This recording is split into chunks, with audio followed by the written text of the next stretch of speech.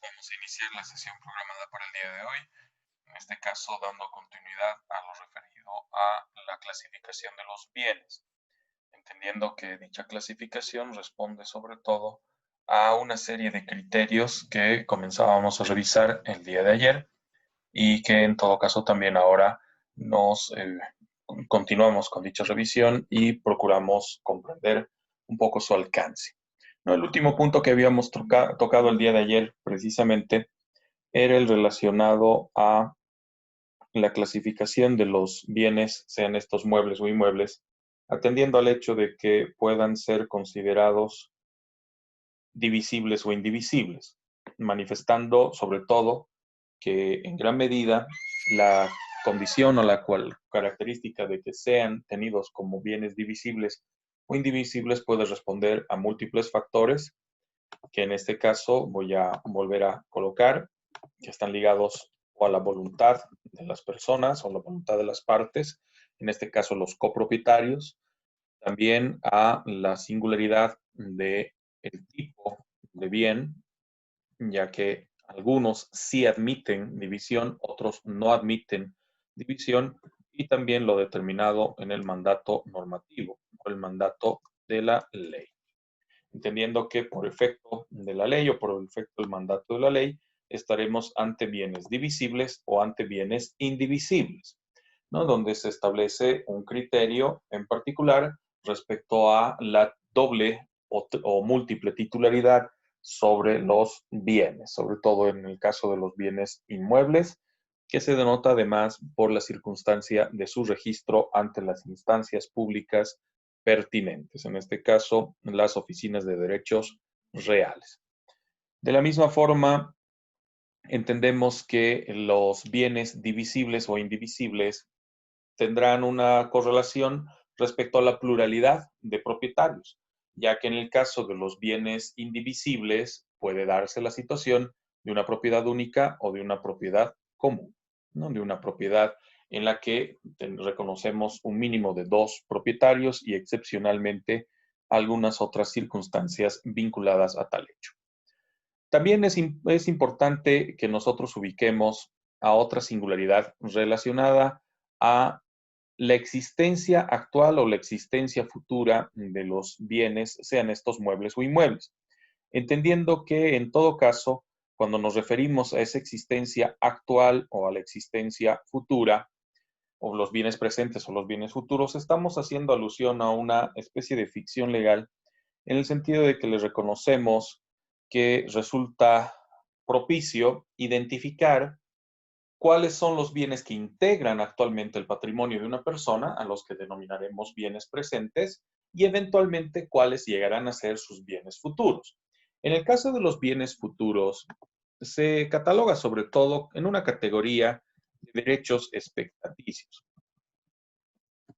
sujetos comúnmente a algún tipo de condición para la adquisición o para su reconocimiento, entendiendo que una persona efectivamente bajo el parámetro de los derechos subjetivos puede llegar en algún momento a adquirir otros derechos, entre ellos los derechos de orden real, y eso vinculará a la posibilidad de establecer su patrimonialidad sobre bienes que todavía no tiene, sobre bienes futuros que eventualmente podría llegar a tener, lo que deriva obviamente en una serie de circunstancias muy, pero muy particulares. Ahora, fuera de aquello, también es importante que nosotros reconozcamos que cuando se trata de la clasificación de los bienes, surge una categoría bastante importante en lo que concierne, por ejemplo, a la existencia independiente respecto a los bienes. En este caso, aquellos bienes que pueden existir sin necesidad de la existencia de otros se denominan bienes principales, ¿no? O bienes que por su particularidad o por el valor que se les asigna adquieren tal condición, versus los bienes accesorios. Pensemos por un instante en sus propios dispositivos, sea su computadora o su celular. El celular o la computadora vendrían a ser el bien principal, ¿no? Una cobertura para el teclado de su computadora o el estuche de su celular se convertiría en un bien accesorio, que la función o el valor que le asignamos a ese bien accesorio está de alguna forma determinada o condicionada por el bien principal, ¿no? Por la circunstancia del bien principal.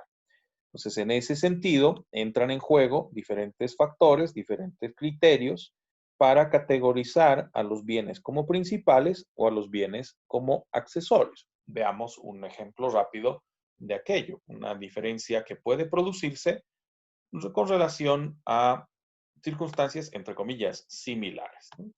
Por ejemplo, tenemos un terreno de unas 2 hectáreas de extensión, es un terreno bastante grande, donde se tiene construida o edificada una porción, vamos a ponerla de otro tono, en esta ubicación.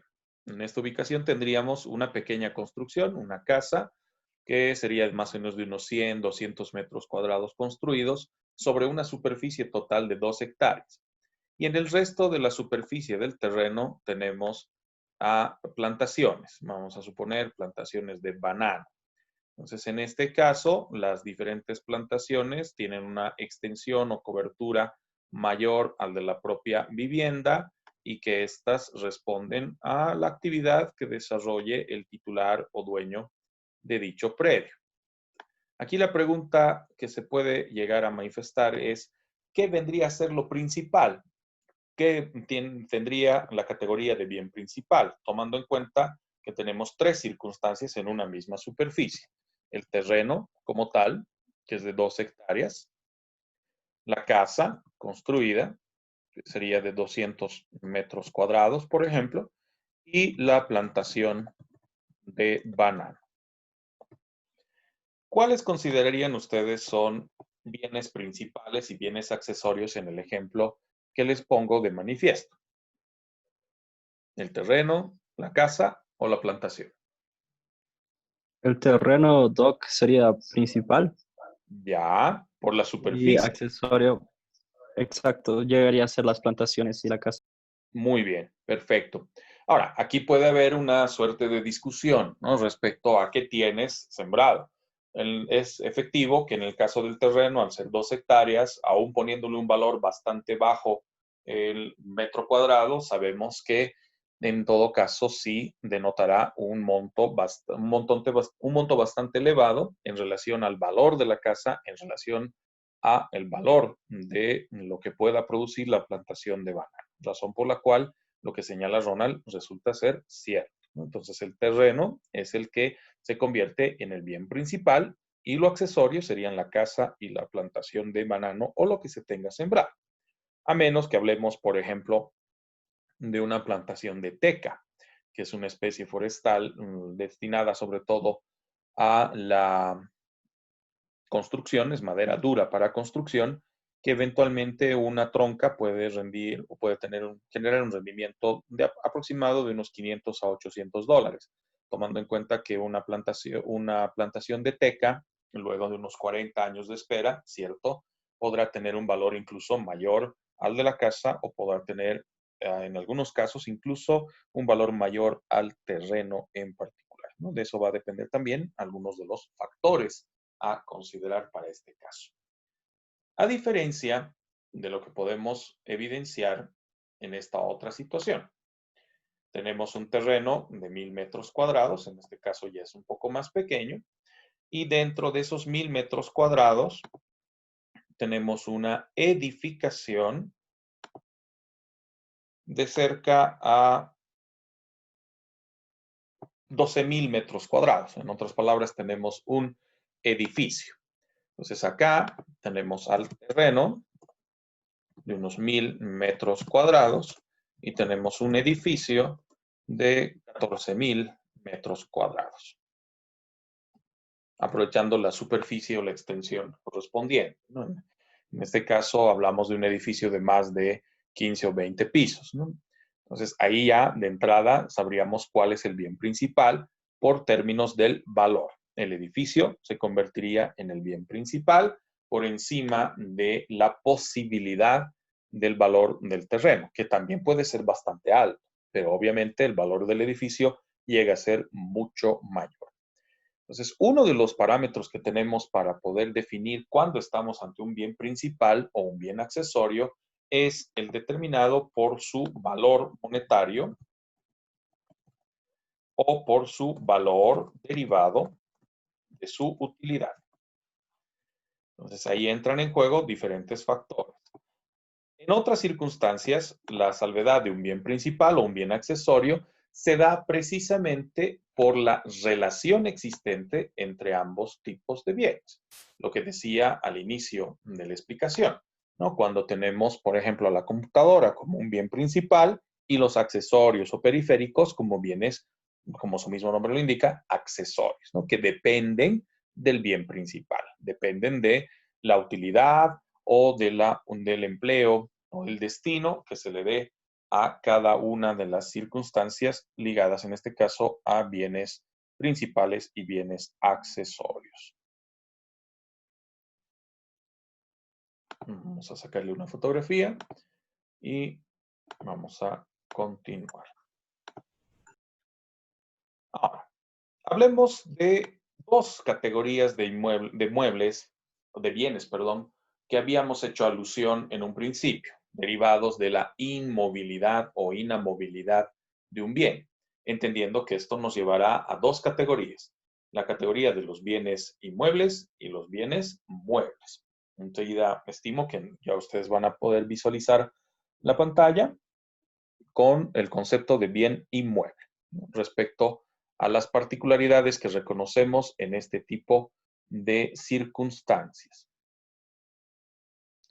Cuando nos referimos a los bienes inmuebles, hacemos alusión a aquellos bienes que por naturaleza no pueden trasladarse de un lugar a otro.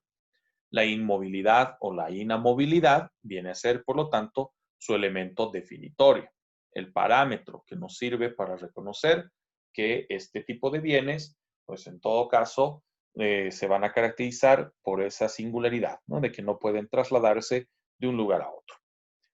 Esto denota que nos referimos, por lo tanto, a aquellas circunstancias ligadas a terrenos, casas, departamentos, almacenes o toda edificación en particular, lo que además, como señalaba el día de ayer, va aparejado a la circunstancia del suelo y sobresuelo, ¿no? Además de el subsuelo que sirve de sostén o de sustento para las edificaciones correspondientes, sea por los cimientos o eventualmente albergar sótanos, parqueos y cosas por el estilo.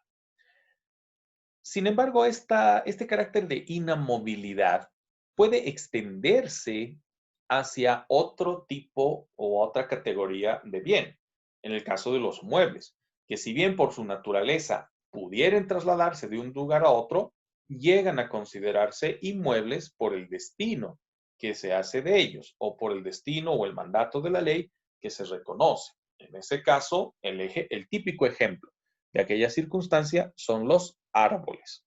Los árboles comúnmente se encuentran adheridos al suelo y anclados al subsuelo a través de las raíces, razón por la cual su inamovilidad resulta ser en gran medida su nota característica. Sin embargo, es posible, así como veíamos, que eventualmente se puede trasladar, por ejemplo, una vivienda o trasladar una casa o una edificación, se puede también trasladar un árbol, teniendo que recurrir en este sentido a la maquinaria o los equipos correspondientes que nos permitan hacerlo. Ahora, que esto se lleve a cabo no significa que le estemos restando la probabilidad o la posibilidad de que jurídicamente los árboles se manejen como circunstancias ligadas a un carácter inamovible. En todo caso, se toma en cuenta o es importante tomar en cuenta que el destino o la utilidad que brindan esos árboles también está vinculada al criterio de que sean considerados bienes principales o bienes accesorios.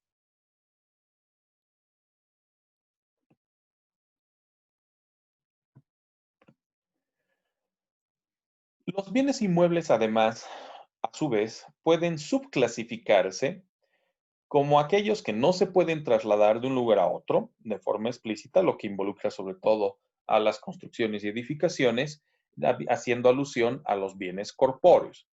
Pero de la misma manera puede entenderse dentro de la categoría de derechos reales sobre inmuebles, por el objeto sobre el cual se aplican, lo que nos lleva a la ficción de los bienes incorpóreos, ¿no? Los derechos de orden ideal ligados a los derechos reales, ¿no? Esto ocurre sobre todo cuando tenemos copropietarios. Ambos propietarios, dos o más en todo caso, son dueños de un bien inmueble, lo que nos lleva, cierto, al reconocimiento de una singularidad corpórea, en el sentido de un inmueble, pero la presencia de dos derechos reales equivalentes o tres derechos reales equivalentes o los que corresponda en la condición de copropietarios, ¿no? Entendiendo que al existir dos o más personas como titulares del inmueble, pues se reconocen también la misma cantidad de derechos en igualdad de condiciones o sujeto a proporciones.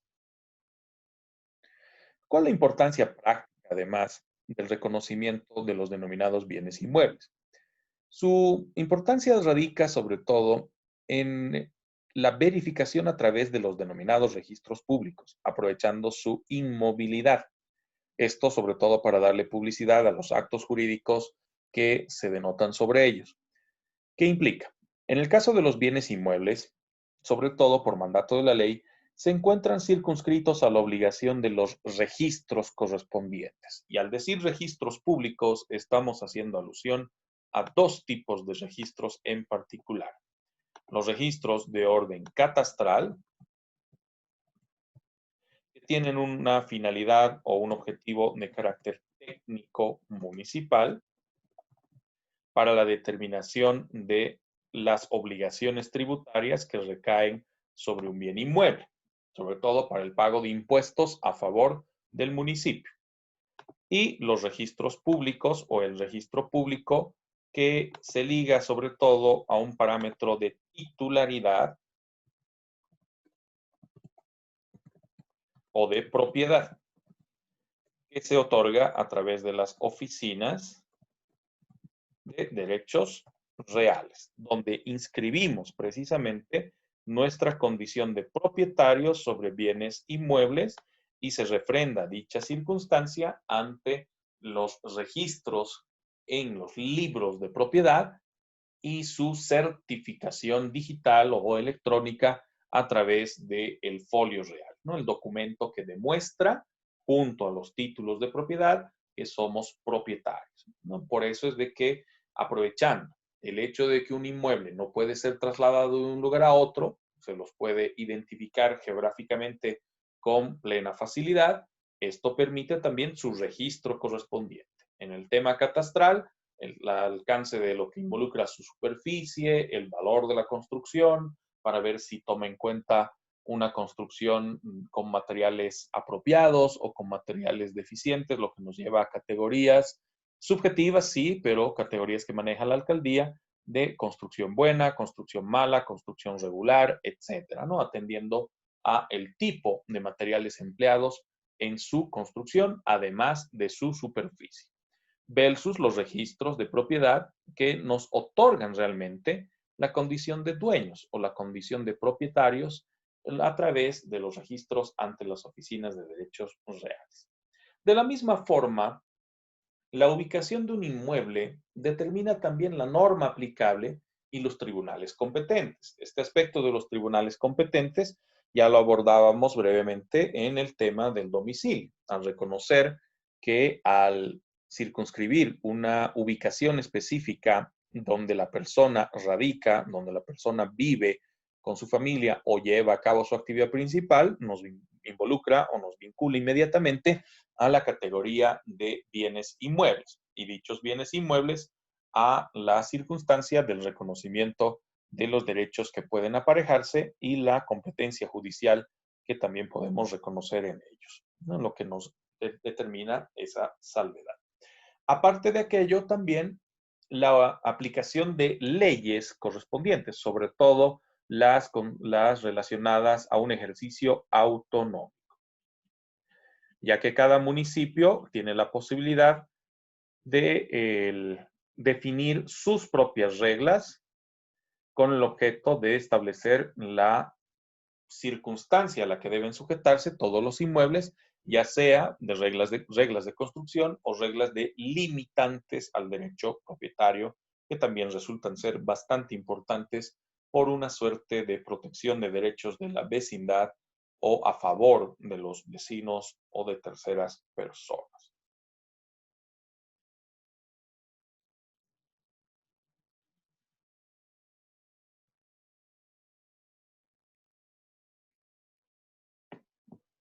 En esa lógica, entonces, reconocemos que los bienes inmuebles nos permiten una historiación inclusive de quiénes han sido sus legítimos propietarios a través de los registros públicos y ver sobre todo qué obligaciones pesan sobre esos propietarios con relación al ejercicio de sus derechos. El otro bien que reviste una importancia mayor dentro del ejercicio de derechos reales es el denominado bien mueble, cuya característica primordial está ligada a su movilidad, el hecho de que puede ser trasladado de un lugar a otro como su característica más importante. Son, por lo tanto, considerados muebles aquellos que sí se pueden trasladar de un lugar a otro, ya sea por voluntad del propio bien mueble, caso concreto de los animales, o por ejercicio de una fuerza exterior que motiva a dicha traslación o que motiva a el movimiento del bien mueble. Y esto también puede extenderse en un plano incorpóreo a los derechos y acciones que tienen por objeto cosas muebles o objetos muebles que vayan a revestir algún mecanismo de protección jurídico legal. Dentro de la categoría de los bienes muebles, además, es importante denotar que sufren o se les puede reconocer, mejor dicho, también una suerte de subclasificación, atendiendo a su naturaleza, atendiendo a la disposición de la ley o por efecto de la anticipación. Acorde a su naturaleza, lo importante va ligado a su característica primordial, el hecho de que se pueden trasladar de un lugar a otro por sí mismos o mediante una fuerza exterior. Por sí mismos involucraría en todo caso la presencia, como les decía, de los animales, ¿no? Que sí pueden trasladarse de un lugar a otro.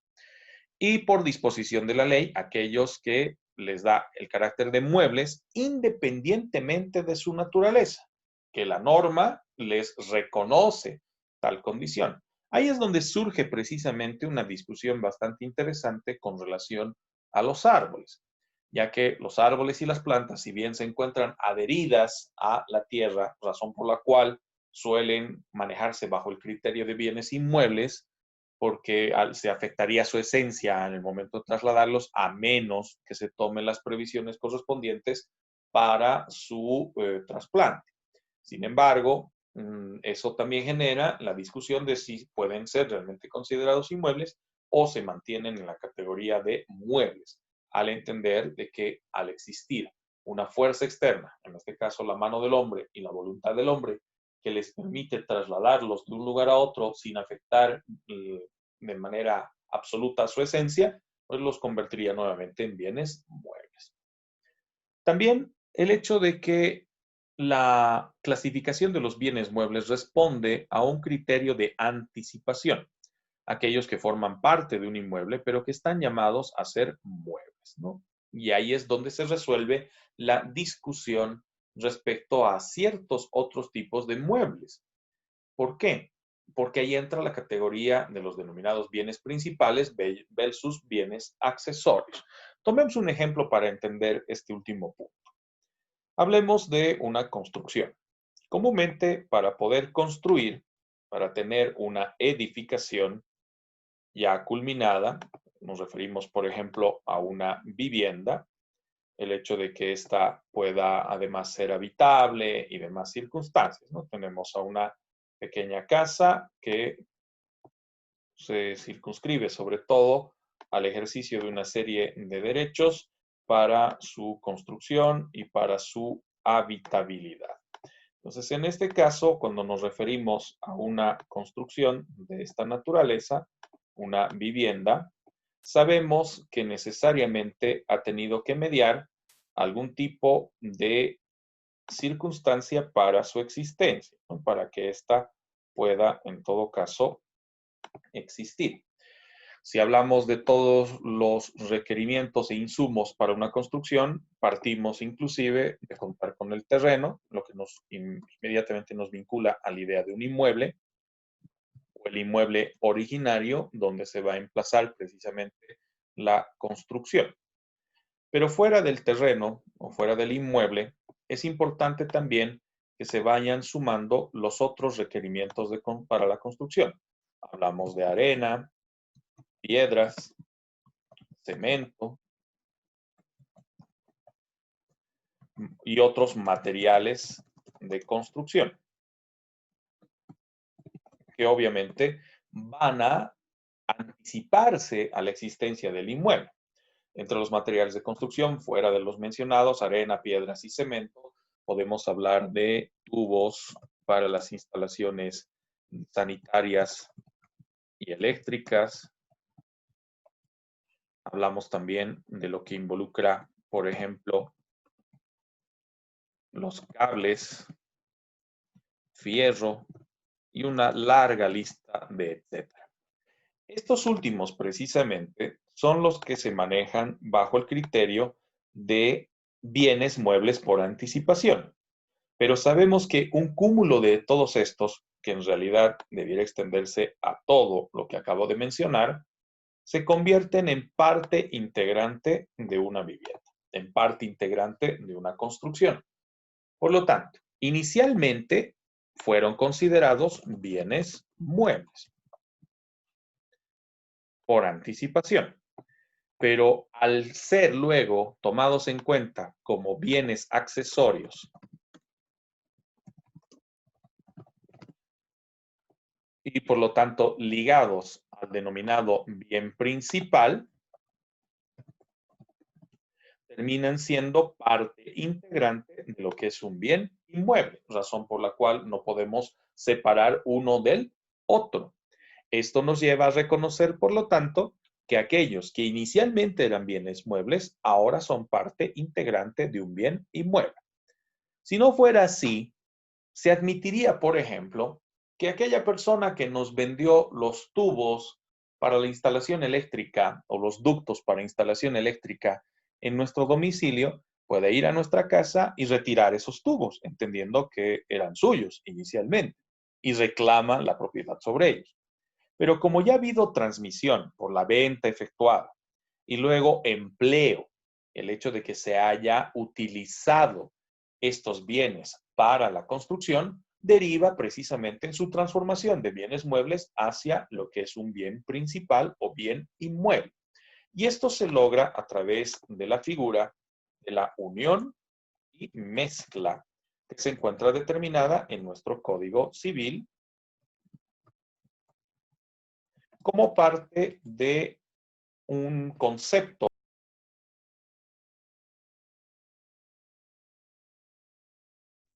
Perdón, chicos, la señal se puso algo inestable un momento. Voy a retomar la misma. Ahora sí. Como les decía hace un instante, cuando opera esa transformación entre lo que denominamos bienes muebles por anticipación para luego ser considerados parte integrante de bienes inmuebles, opera a través de una figura jurídica que en el régimen civil se conoce como la accesión. La accesión además de carácter artificial, ya que hay una accesión de carácter natural, a la que haremos alusión en un instante. Dentro de la accesión artificial hay una forma jurídica reconocida por nuestro Código Civil como la unión y mezcla, que es la que permite sobre todo que los bienes muebles, que una serie de bienes muebles puedan ser incorporados por unión y mezcla a la edificación de un bien inmueble. Por ello, perderían su característica principal para ser considerados bienes accesorios, que más bien se incorporan al bien principal, que es la edificación. Entonces, en esa lógica es que nosotros terminamos entendiendo a todo este aspecto relacionado a la circunstancia de la transformación de bienes muebles hacia bienes inmuebles y que en todo caso ello nos permita, sobre todo, reconocer a la particularidad de aquellos bienes que por anticipación eran considerados muebles, a los que ahora les damos esa categoría de ser incorporados a un bien inmueble y por lo tanto parte integrante del mismo, ya que no resulta sencillo separarlos. Claro, todavía puede haber bienes muebles que además de su anticipación, sí se mantengan en una lógica de bien accesorio, que no deriva de una unión y mezcla, sino simplemente de su empleo o de su utilización, y que al no estar ligados al criterio de unión y mezcla, sí fuere posible separarlos del inmueble. Por ejemplo, cuando hablamos de ornato o muebles suntuosos que no revisten una utilidad mayor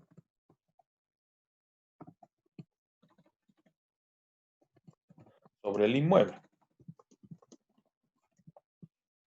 Por ejemplo, llegando a extremos, en vez de instalar un sistema de iluminación convencional, sean focos LED o tubos de neón o la típica bombilla, instalemos, por ejemplo, una araña, ¿no? Un candelabro, una araña que tiene una connotación más decorativa y no necesariamente una connotación 100% de utilidad. Sirve, alumbra, además de que es vistosa, es suntuosa o suntuaria, pero no necesariamente reviste una utilidad mayor que justifique el hecho de que no puede ser separado del inmueble, ya que eventualmente sí puede efectuarse tal circunstancia. Entonces, todos aquellos bienes muebles que por anticipación existieron antes del bien inmueble y que todavía se puedan separar de este, no entran en la categoría de la accesión artificial derivada de la unión y mezcla, sino que se mantienen en la regla de bien mueble y por lo tanto no se integra a lo que es el bien inmueble, ¿no? Esa es una de las razones por las cuales la piedra, el cemento, la madera empleada en la construcción o los azulejos y otros siempre van a estar ligados directamente a la condición del inmueble y cómo éste se va a operativizar en esa lógica, ¿no? De ser la suma de todos los bienes muebles empleados para su construcción.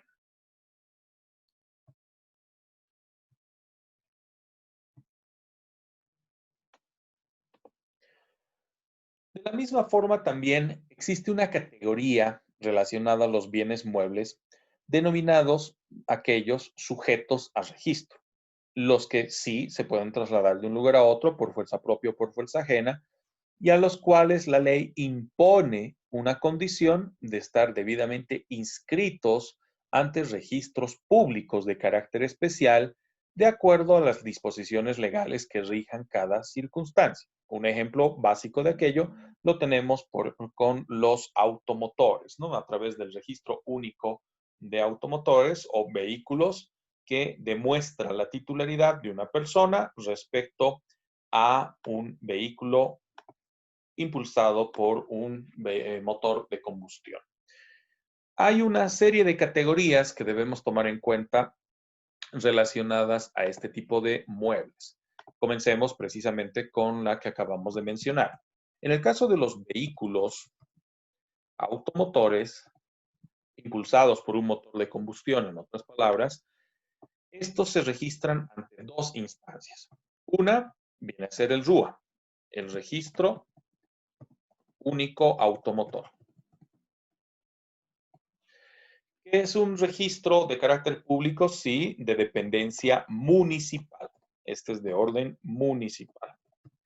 Cada alcaldía es responsable de su gestión y determinará, por lo tanto, la ligazón entre el propietario de ese vehículo y las decisiones o las reglas determinadas por la alcaldía, por cada alcaldía. El segundo registro que se hace de vehículos automotores es el que corresponde a las oficinas de tránsito, concretamente la unidad de registros dentro de tránsito. Tiene por finalidad sobre todo un mecanismo de control técnico ligado a la conducción de vehículos, que de alguna forma también está vinculada a la emisión de las licencias de conducir y eventualmente los registros, además de la inspección técnica a nuestros vehículos, vehículos de nuestra propiedad. Esto se extiende a todo tipo de vehículo automotor. En el caso de automóviles, motocicletas, cuadratracks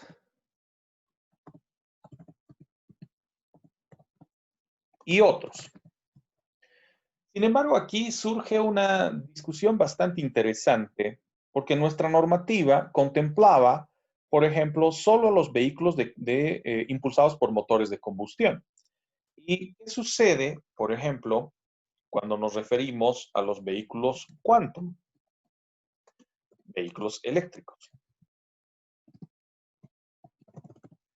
Inicialmente no había normativa que nos obligue a registrarlos, pero también el sentido común nos menciona de que se trata de un vehículo automotor, en este caso impulsado por un motor eléctrico, razón por la cual requiere de sus registros correspondientes. Como no había normativa, se generó un vacío legal.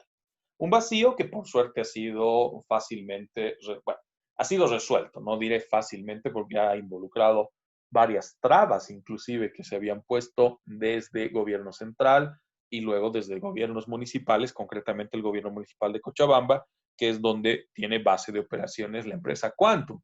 Pero no solo se circunscribe al municipio de Cochabamba la utilización de los vehículos construidos o fabricados por esta empresa, que se extiende también a motocicletas, por si acaso. También en esa lógica debiéramos considerar a las motonetas, scooters y todo aquel otro vehículo impulsado por motores, también los de carácter eléctrico. La referencia, por lo tanto, de carácter técnica que se manifiesta respecto a qué vehículos impulsados por motor, sea este de combustión fósil, ¿no?, o de combustión o de motores eléctricos, se determina sobre todo por su cilindrada. En este caso, todo vehículo por encima de 50 centímetros cúbicos de su motor, la categorización a través de el motor de combustión o su equivalente en un motor eléctrico, tiene la obligación de ser inscrito en los registros correspondientes. Que como les digo, son de dos tipos, ¿no? Los vehículos, o mejor dicho, el registro público municipal, el registro único automotor, el RUA, y las oficinas de registros de la unidad operativa de tránsito. Eso respecto a los vehículos. Pero también se inscriben las aeronaves de distinta naturaleza. En este caso estamos haciendo alusión a aviones, avionetas y otras similares. De uso civil, por si acaso. También hay una diferencia muy importante. De uso civil comercial. Estas se inscriben en dos registros, pero ojo, uno de ellos es general y el otro es particular.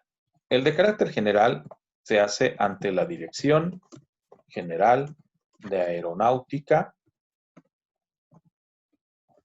Civil, que es una dirección dependiente del Ministerio de Defensa, por lo tanto administrado por las Fuerzas Armadas, en este caso por la Fuerza Aérea. Y este solo aplica para la región correspondiente. El registro de avionetas en la Gobernación de Santa Cruz. Se constituyó en la primera gobernación en crear un impuesto a la tenencia y utilización de avionetas. Entonces, todo aquel que resulte ser el propietario de una avioneta en Santa Cruz tiene que inscribir esta en el registro de la gobernación y además pagar un impuesto departamental cada año. Eso en cuanto a aeronaves. De la misma forma, también reconocemos los registros de naves y embarcaciones, que se extiende a diferentes modalidades o tipos de naves. Hablamos de barcos de distinta eslora, hablamos de pequeñas embarcaciones como ser lanchas y otras, así como también jet ski y otros.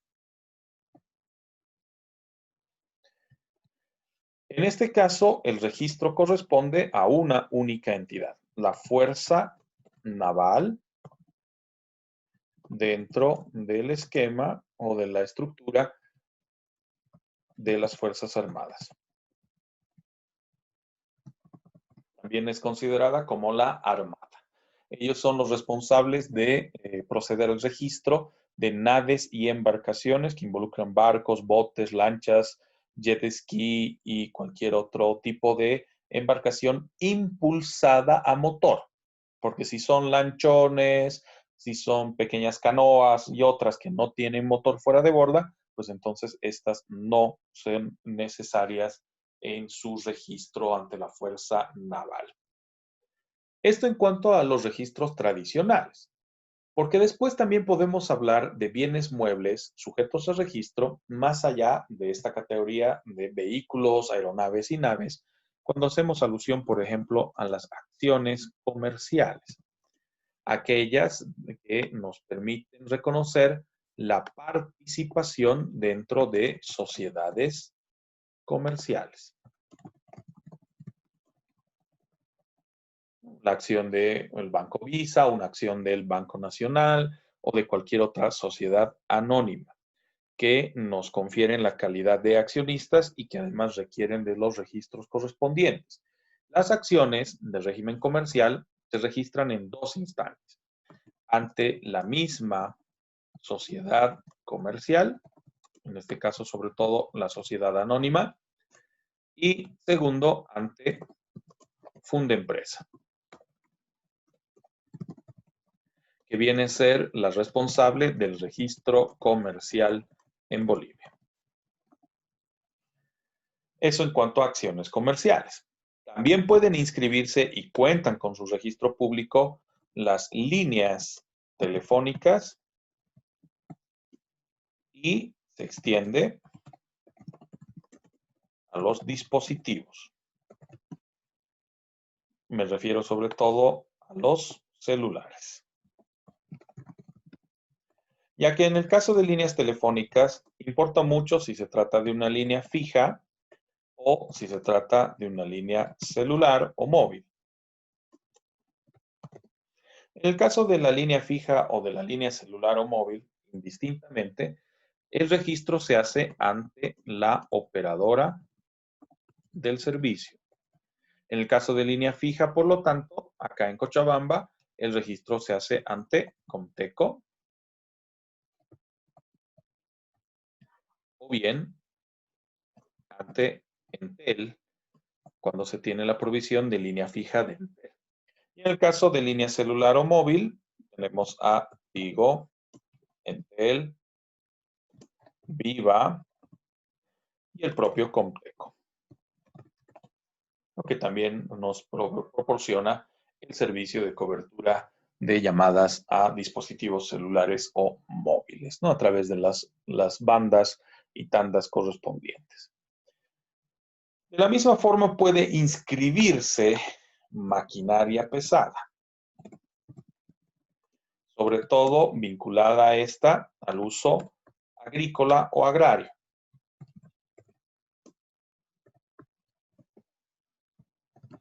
Para ello se ha creado una división dentro de la Aduana Nacional,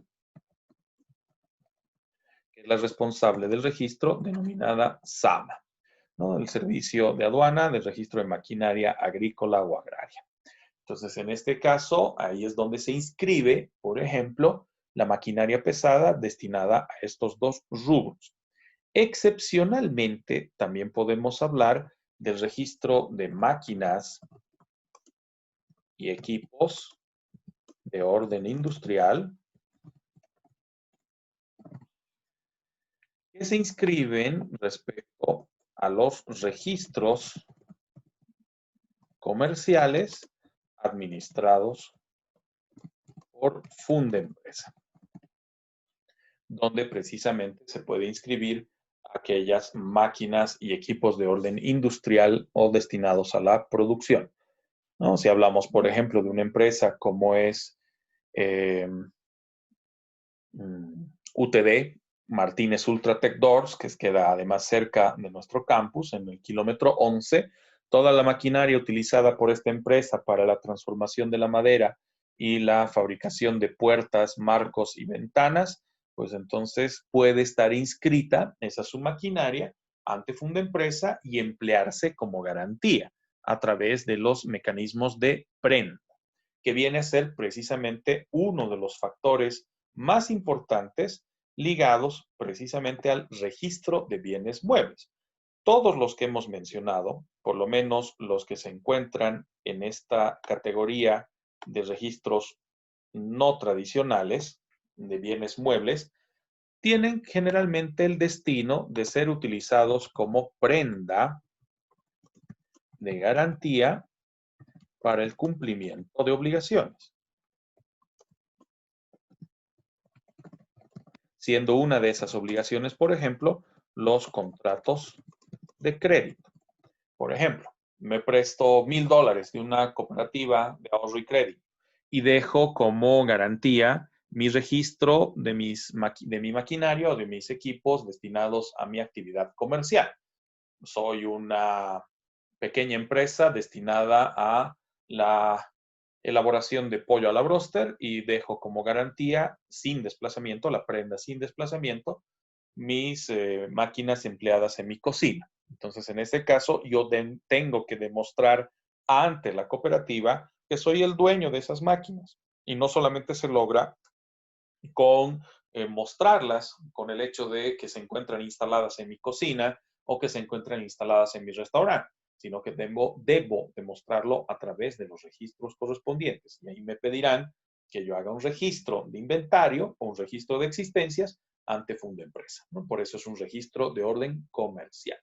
Lo mismo puede acontecer en el caso de los bienes muebles sujetos a registro de carácter tradicional, vehículos, aeronaves y naves, que pueden ligarse a prendas como garantía, como también pueden ligarse a hipoteca, ¿no? Donde tenemos las dos formas de garantía que se reconocen en nuestra legislación.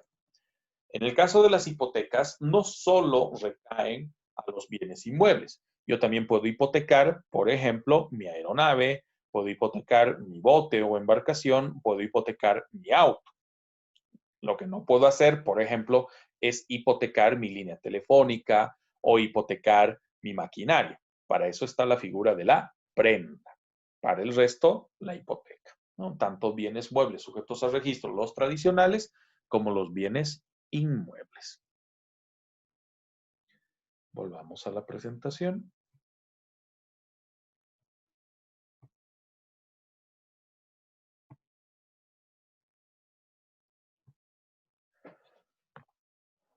Todo lo referido a los bienes muebles e inmuebles y las diferentes categorías con relación a estos se encuentran previstos en el libro segundo de nuestro Código Civil, en el título primero, desde el artículo 74 al artículo 86, ¿no? Que determinan cuándo estamos ante bienes futuros, bienes presentes, bienes divisibles, indivisibles y las otras categorías que hemos estado revisando a lo largo de la jornada de ayer y la jornada de hoy.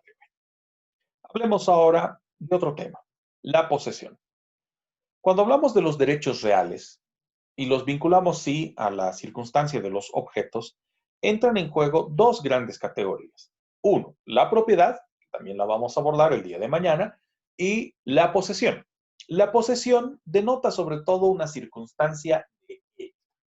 Por eso, los hermanos Masón, al tratarnos de conceptualizar a la posesión, hacen alusión a ese poder de hecho ejercitado sobre bienes, entendiendo que, a diferencia de la propiedad, el usufructo y otros derechos reales, la posesión siempre va a ser una circunstancia de hecho o de carácter fáctico, mientras el resto de los derechos reales serán de orden de derecho, valga la redundancia.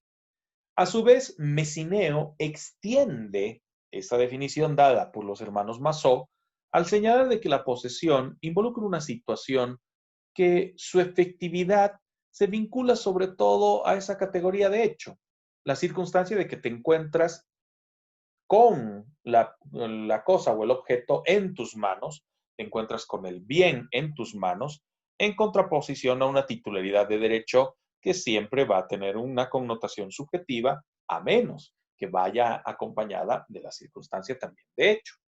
Razón por la cual un propietario posee, pero un poseedor no siempre va a ser considerado propietario. Porque para que tenga tal condición, no solamente debe estar poseyendo o teniendo el objeto o el bien para sí, sino que debe ir acompañado del reconocimiento jurídico legal, para que ese ejercicio de derecho sea oportuno y además legítimo. Raúl Romero Linares, tratando de extender este criterio, nos menciona sobre la posesión que debe ser entendida como ese poder de hecho que reconocemos en un individuo o en una persona que además lo ejercita sobre una cosa o sobre un bien, lo correcto sería hablar de bienes, realizando actos que revelan la intención de comportarse como el verdadero o legítimo propietario o el titular de cualquier otro derecho real que no sea necesariamente la propiedad, pero que esté involucrado al uso, goce y disfrute de un bien, sea este un bien mueble o un bien inmueble, y que por dicha circunstancia, por dicho uso, tengamos enfrente a la circunstancia de un poseedor, ¿no? A un individuo que puede ser entendido como el poseedor. Esto denota, según Rogina Villegas, que existe una relación o un estado de hecho entre una persona y el poder que ejercita ésta sobre un objeto, sobre una cosa, para ejecutar todos los actos materiales de aprovechamiento y que en el derecho romano manejábamos bajo el criterio del animus domini o el ánimo de dominio, como consecuencia ya sea de un derecho real o personal o inclusive sin derecho alguno.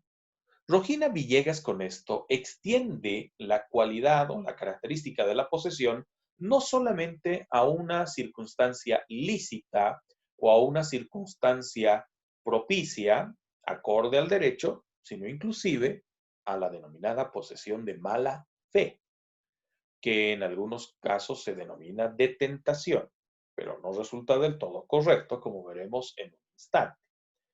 Por lo tanto, cuando nos referimos a la posesión, entendemos a esta como un poder de hecho que es ejercido por un individuo sobre cualquier objeto que se encuentre bajo su control, que denota además la intención de tener sobre dicho objeto o sobre la cosa un derecho de propiedad o cualquier otro derecho real conforme determina el artículo 86 de nuestra codificación civil, con relación precisamente a la posesión.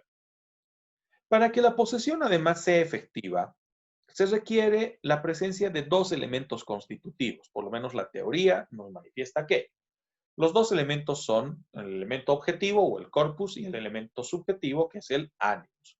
En el caso del corpus possessionis, que deriva precisamente de la experiencia romana, hace alusión a aquella circunstancia fáctica o poder de hecho que se ejerce sobre un bien, sea este mueble, inmueble o de cualquier categoría, entendiendo que esa circunstancia radica sobre todo en una materialización de la intención de poseer y que ésta sea objetivada. Hay dos requisitos además para ello: la aprehensión material del objeto y su destino o utilización económica, conforme al fin o propósito para el cual sirve. Frente a un animus possidendi, que se identifica con el animus domini o el animus de dominio, que consiste sobre todo en la intención o la voluntad de, derivada además de ese aspecto material, de usar y emplear la cosa o el objeto o el bien para beneficio del individuo y que además éste sea tenido como propietario. Aquí, sin embargo, ocurre dos circunstancias que debemos anotar. Para que el corpus y el animus tengan realmente connotación jurídica y se evidencie esta relación entre estos dos elementos para configurar a la posesión, resulta importante ubicar sobre qué se ejercita la posesión. Si va a ser sobre un bien mueble sujeto a registro o sobre un bien inmueble. Ya que en el caso de los bienes muebles basta el corpus, más allá incluso del propio animus, porque la posesión vale por título. No hay necesidad de demostrar que yo tengo la intención, basta que me encuentre en posesión del mueble. En este caso, cualquier objeto que no sea sujeto a registro, un lapicero, un cuaderno, un televisor, etc. A diferencia de los bienes muebles sujetos a registro, en los que sí efectivamente puede haber corpus, puede derivar en animus, lo que nos lleva a configurar la posesión, pero además requeriremos de manera posterior el hecho de inscribir esa titularidad para convertir la posesión en propiedad.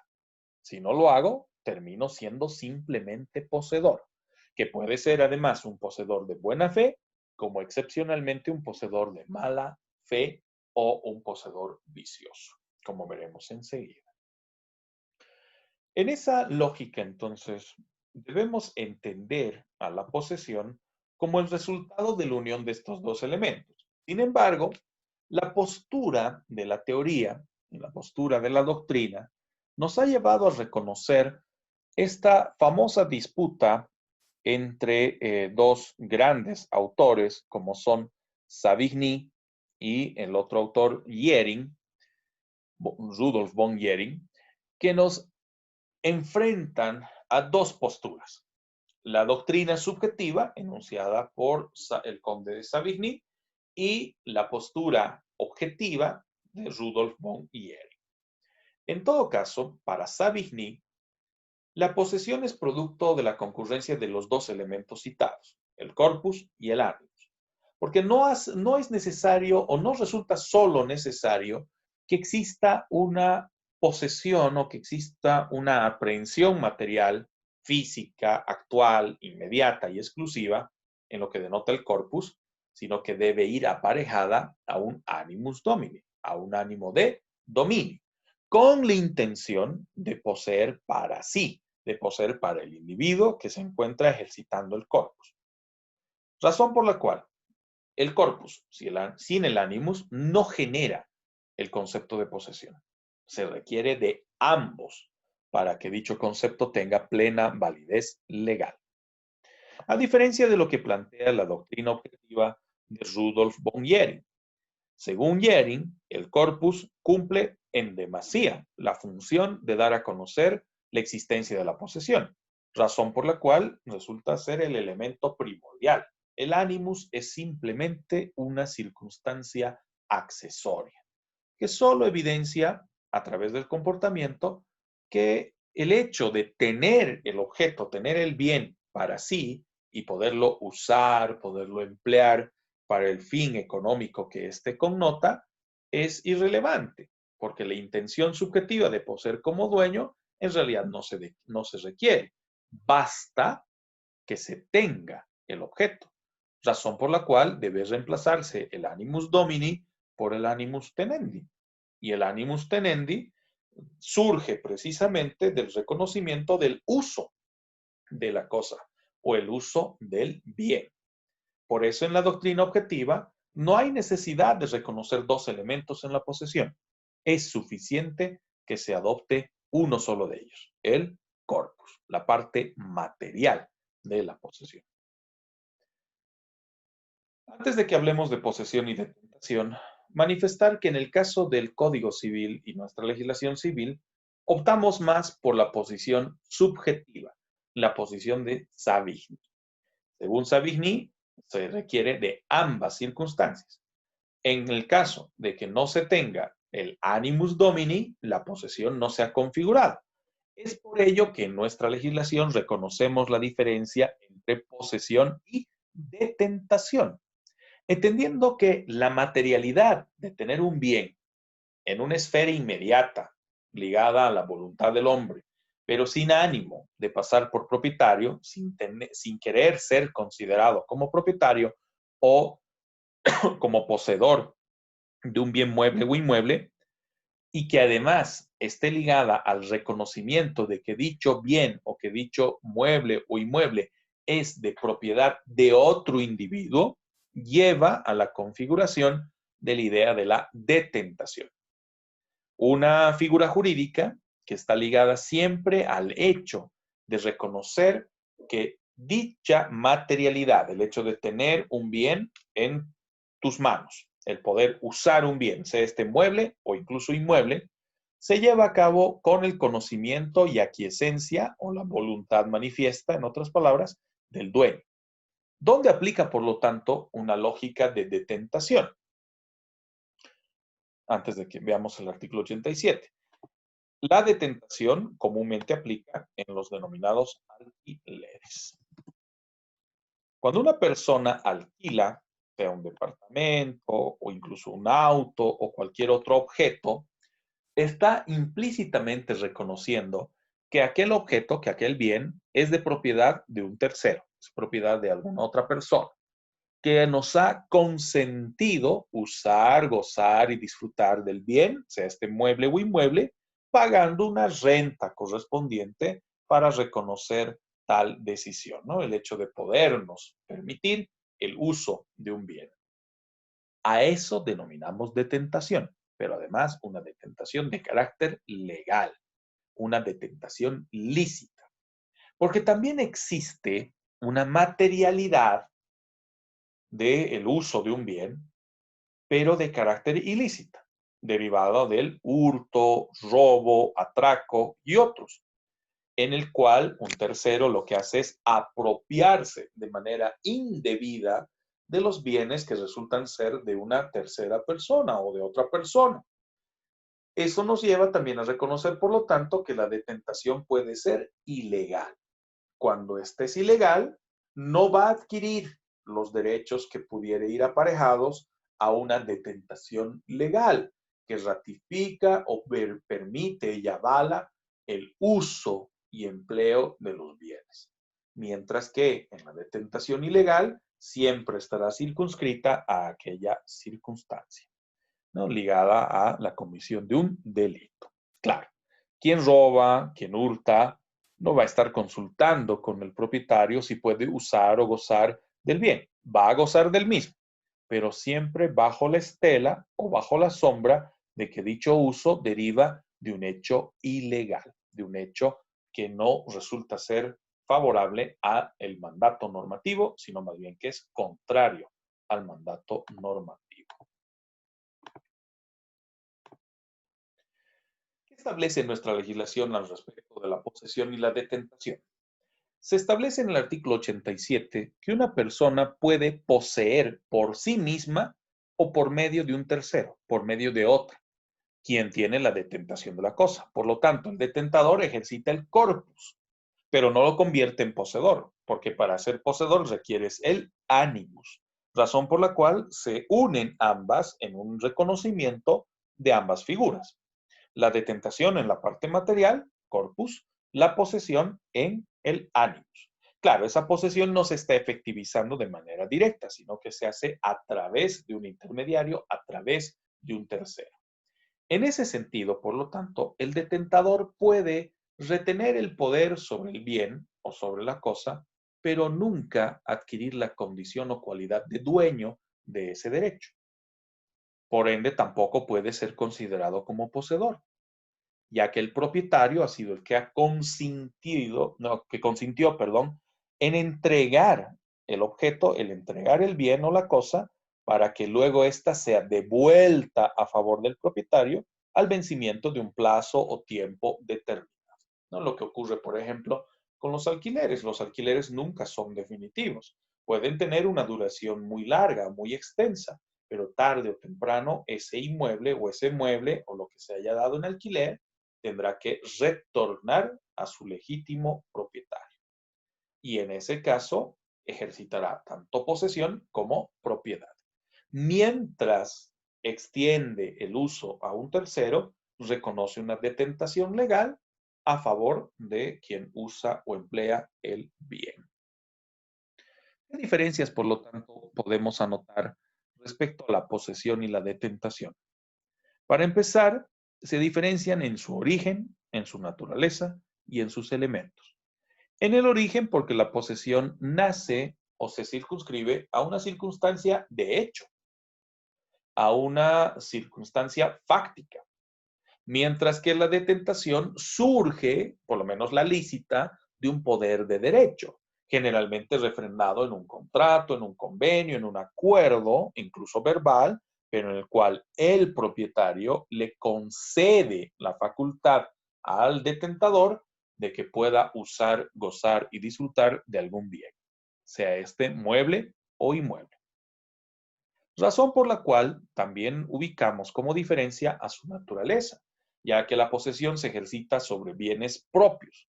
El propietario es a la vez poseedor, a diferencia de la detentación que se ejercita siempre sobre bien ajeno, tanto la detentación legal, ni qué decir, la detentación ilegal. La diferencia es de que la detentación legal reconoce aquella circunstancia.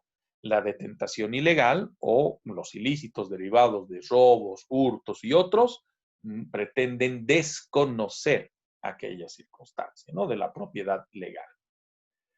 Cerramos además esta distinción entre posesión y detentación con la enunciación de la diferencia por sus elementos, ya que en la posesión deben reunirse ambos, el corpus y el animus. Cuando no se reúnan ambos, cuando falta el animus, por ejemplo, entonces estamos ante un ejercicio de detentación, en el caso de una detentación formal o legal. Y en el caso de una detentación ilegal, por más de que se tenga el ánimos, lo único que reviste de alguna forma algún tipo de cobertura es simplemente el corpus. Pero aún el derecho de la materialidad, está circunscrito a la conducta ilegal de quien ejercita la detentación, por medio de robo, por medio de hurto, por medio de cualquier otra afectación de derechos hacia el propietario. Es por eso que el detentador ilegal en ningún momento adquiere la condición jurídica de propietario. Se hace pasar por tal cuando quiere revender o cuando quiere beneficiarse de un objeto robado, pero eso no cambia la faceta o la forma en la que adquirió, entre comillas, la titularidad sobre un mueble o inmueble.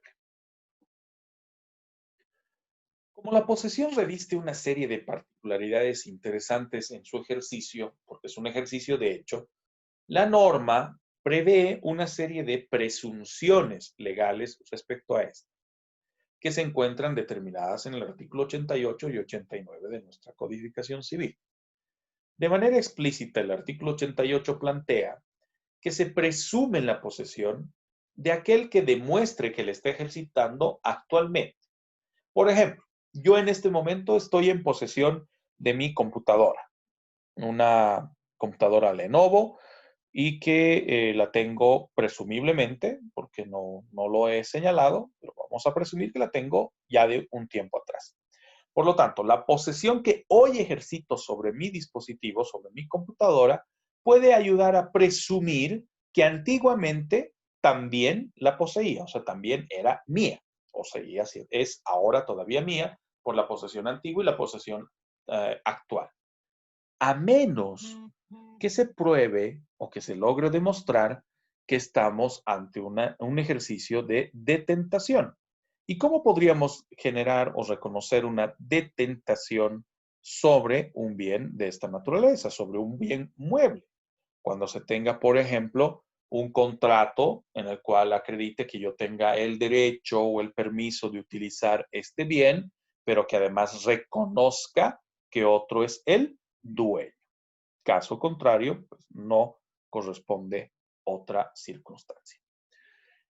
Otra de las presunciones es la de considerar que el poseedor actual, que además prueba haber poseído antiguamente por los diferentes mecanismos de prueba de los cuales puede disponer, se presume ha poseído en el tiempo intermedio. O sea, yo demuestro que estoy en posesión de mi computadora ahora porque la estoy usando. Y si tengo fotografías o videos de hace unos 5 meses que también de alguna u otra manera pretenderían demostrar que he estado en posesión del mismo dispositivo, logrando demostrar ambos extremos, presumiríamos que en el lapso intermedio también estuve en posesión, sea de bienes muebles y sobre todo cuando hablamos de bienes inmuebles, porque estas reglas de presunción de la posesión generalmente tienen un destino particular, la aplicación de uno de los efectos de la posesión, la usucapión, sobre la cual hablaremos en un instante.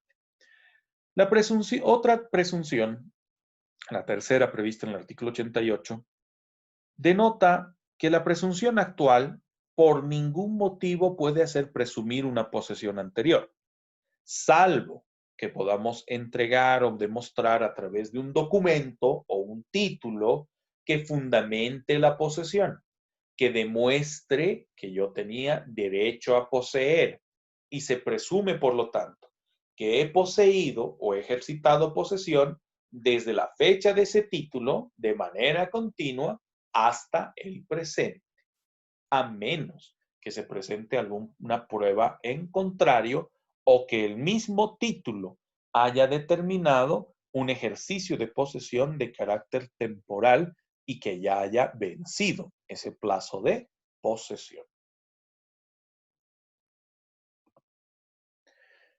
La otra presunción o la otra respuesta jurídica del código respecto a las presunciones de la posesión se determina en el artículo 89, estableciendo de manera clara y precisa que quien comenzó como detentador, en otras palabras, que reconoce que otro es el dueño u otro es el titular, no puede adquirir la posesión mientras su título no se cambie, mientras se lo tenga todavía como detentador, sea por una causa proveniente de un tercero o por su propia oposición que permita cambiar tal circunstancia y que deje de ser detentador para luego ser tenido como poseedor y en consecuencia de dicha posesión se ligue también a una suerte de derecho real, a la adquisición de algún derecho real. ¿Por qué? Porque la discusión sobre la posesión es sobre todo por los efectos que llega a producir.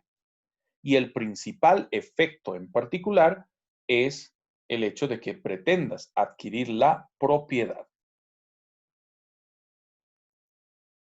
Esto aplica también a los sucesores a título universal.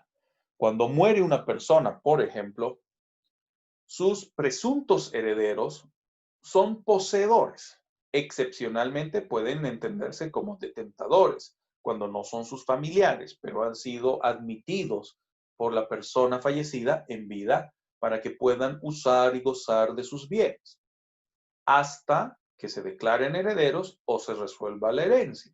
En el momento que se resuelva la herencia y se verifique si efectivamente se tiene o no se tiene una suerte de reconocimiento de tal condición, pues entonces seguirán siendo simplemente poseedores o detentadores, según el caso, para luego ser tomados como legítimos propietarios, cuando corresponda.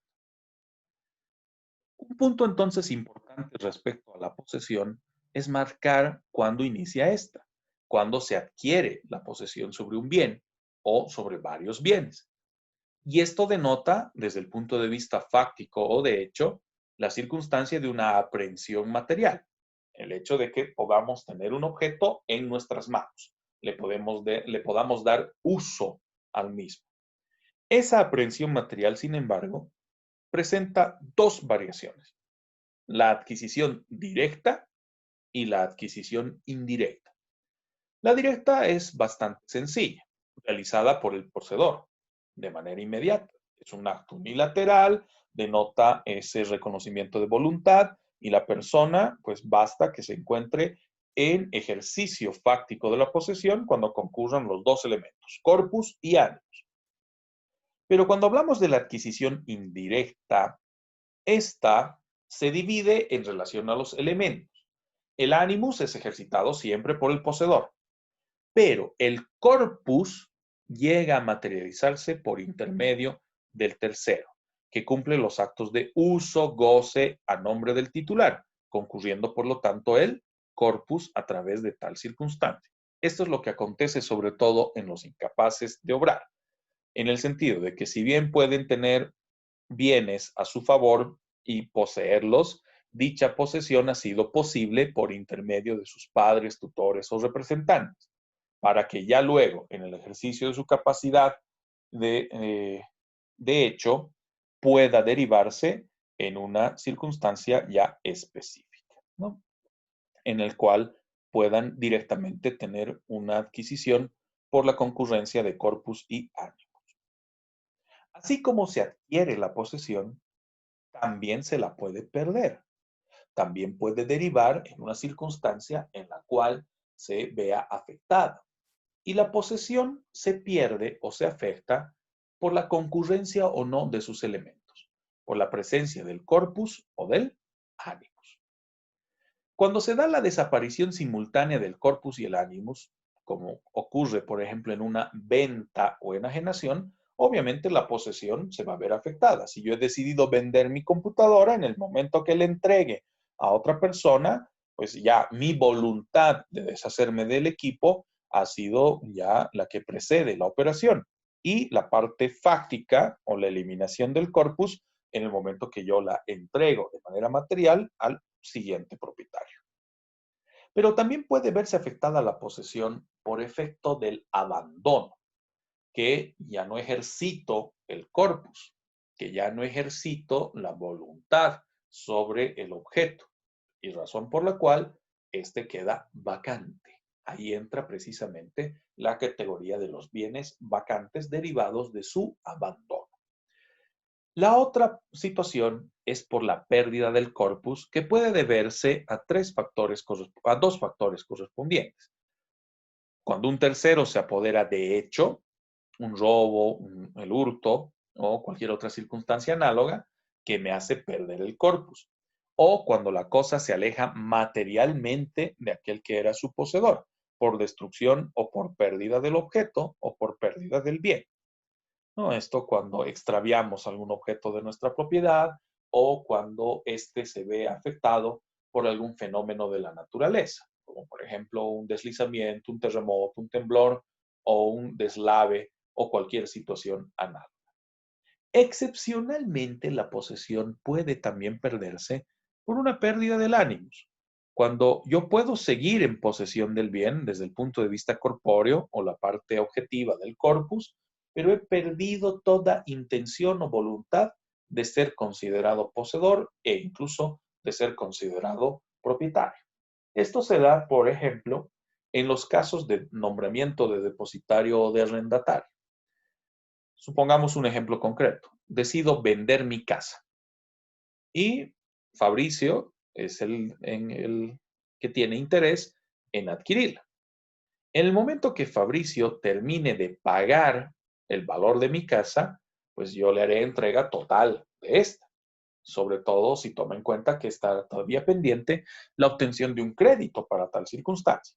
Si Fabricio me da un adelanto de unos $50,000 para que el saldo se negocie a través de un crédito bancario y que con ello termine de pagarme, hasta que Fabricio lo haga, yo ya he perdido el ánimo de ser el dueño y por ende también el poseedor del inmueble.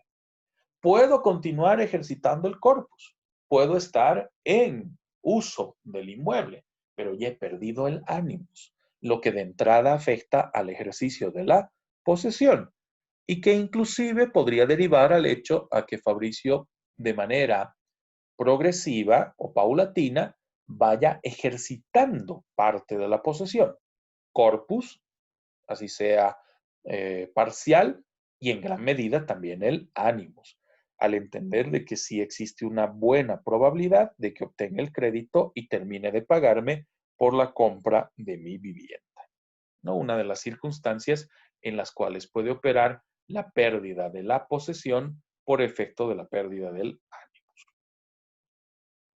Pero así como se pierde la posesión, también esta se puede ver afectada por factores que condicionan a su propio efecto jurídico o a sus efectos jurídicos. Y a estas condiciones o a estas circunstancias denominamos vicios de la posesión. Cuando una posesión se logra con alteración del orden y la paz que deben regir en la sociedad, derivada, por ejemplo, de un robo, un atraco, un hurto o de cualquier otra circunstancia ilícita de carácter análogo, que puedan llegar a afectar a la posesión de tal manera que sus efectos jurídicos no se lleguen a producir como es correcto, o que constituyen también defectos o taras que perjudican o desmejoran a la posesión.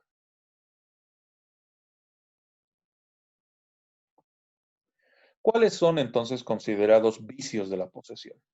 Entre los vicios de la posesión reconocemos a la violencia, la clandestinidad, la discontinuidad. En el caso de la violencia, derivada de la coacción moral o física que se ejercite sobre una persona para lograr incidir en su voluntad y que de alguna manera afecte al ejercicio de sus derechos. En este caso, la posesión, cuando se logra por fines violentos, suele ser un vicio relativo y generalmente de carácter temporal, ya que la violencia se ejercita en un momento dado o puede ir ejercitándose en algún momento dado hasta que logra romper la voluntad de quien estuviera en posesión y decide dejar la posesión a favor de un tercero, que es el que ejercita precisamente la violencia. La clandestinidad se ejercita de manera oculta o sigilosa y también por equivocidad, que genere una confusión o falsa interpretación. Hay casos en los cuales una persona posee, pero de manera clandestina, sin dejar que los terceros, vecinos comúnmente, se den cuenta que está ejercitando posesión. Esto también suele ser un vicio relativo, ya que no puede sostenerse por un largo tiempo. Tarde o temprano se conocerá que está ejercitando posesión. Y generalmente si es que se ejercita una posesión clandestina o a ocultas o como una especie de secreto, es porque tiene algo que ocultar y razón por la cual se le entiende como un vicio de la posesión, algo que afecta el ejercicio de la posesión y sobre todo sus efectos. Luego también tenemos a la discontinuidad, en el sentido de que hay ocasiones en las que una persona posee un lapso de tiempo, deja de poseer y pretende volver a ejercitar posesión. Si bien desde el punto de vista fáctico es evidente que hay posesión, así sea discontinua, esta no genera efectos, no produce efectos jurídicos, porque para que ello fuere factible, la posesión tiene que ser continua.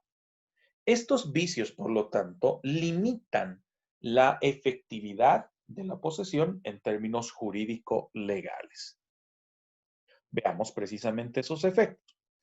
El principal efecto de la posesión, o que surge a consecuencia de la posesión, viene a ser precisamente la usucapión, la posibilidad de adquirir la propiedad por el transcurso del tiempo, que en el caso de nuestra legislación se circunscribe a tres circunstancias: la usucapión quinquenal, o si quieren también la usucapión ordinaria, que se sujeta a una serie de condiciones, donde la principal resulta ser la buena fe del que pretende obtener la propiedad por la vía del usucapión. además de la existencia de documentos que demuestren que pudiere ejercitar tal derecho, versus la usucapión decenal o extraordinaria, que requiere un ejercicio de posesión de 10 años porque no se tenía realmente el derecho de ser propietario, pero que ese lapso de tiempo ha permitido que se cumpla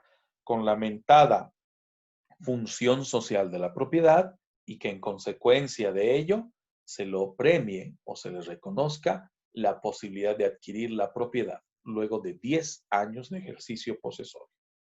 Y una Oh, variante, dime, por ejemplo, si alguien se va de viaje por 15 años y alguien se mete por 10 años, puede perder el terreno. podría, podría, pero habrá que considerar varios factores.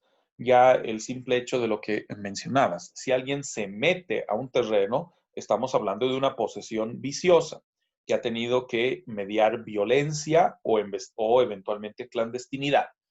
Previamente tendrá que cesar la violencia, por eso el carácter relativo de ese vicio. Generalmente cesa casi de inmediato, no vas a romper las chapas o la verja o la pared de un terreno cada vez que quieras entrar a él. Lo haces una vez y después pretendes hacer figurar de que tienes el legítimo derecho de estar ahí, ¿no? La actitud ilegal o ilegítima del poseedor o detentador de mala fe. Pero si el propietario logra demostrar que ha habido violencia, que ha habido clandestinidad e inclusive discontinuidad, va a tratar de restar el tiempo posesorio para que no ocurra la usucapión, además de oponer su condición de propietario, la condición de dueño del inmueble, sea este un terreno, una casa o cualquier otro inmueble.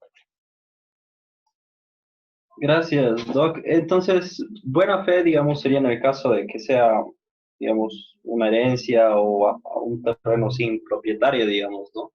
No solo, también puede obrar de buena fe una persona que ha sido estafada, porque precisamente ha sido estafada en su buena fe.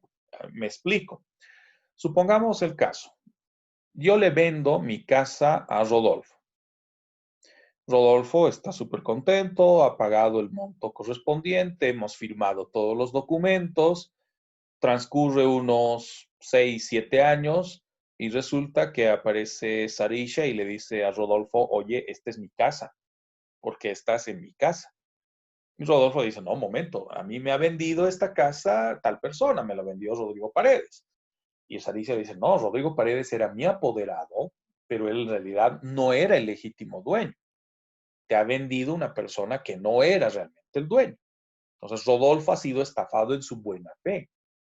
Si Sarisha nunca apareciere y Rodolfo no tiene noción de que esta circunstancia ha ocurrido, eventualmente podría asumir una lógica de usucapión si por X o Z motivo descubre que yo no era el legítimo propietario.